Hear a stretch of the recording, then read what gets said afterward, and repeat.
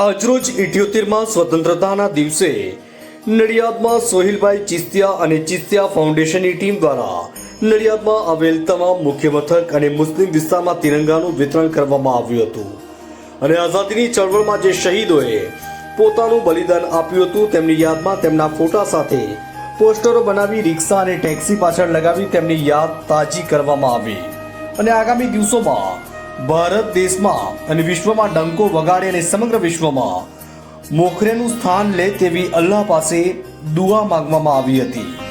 અલ્તાફ શેખ કપડવંજ। ना सरकार मेरी है, ना कोई रोब और रुतबा मेरा है, ना कोई बड़ा सा नाम मेरा है।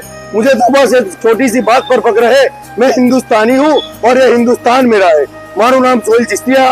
आज चिस्तिया फाउंडेशन ની ટીમ અને અમે બધા સાથે મળીને નડિયાદમાં આવેલા તમામ મુસ્લિમ વિસ્તારની અંદર તિરંગા લેવડાયા।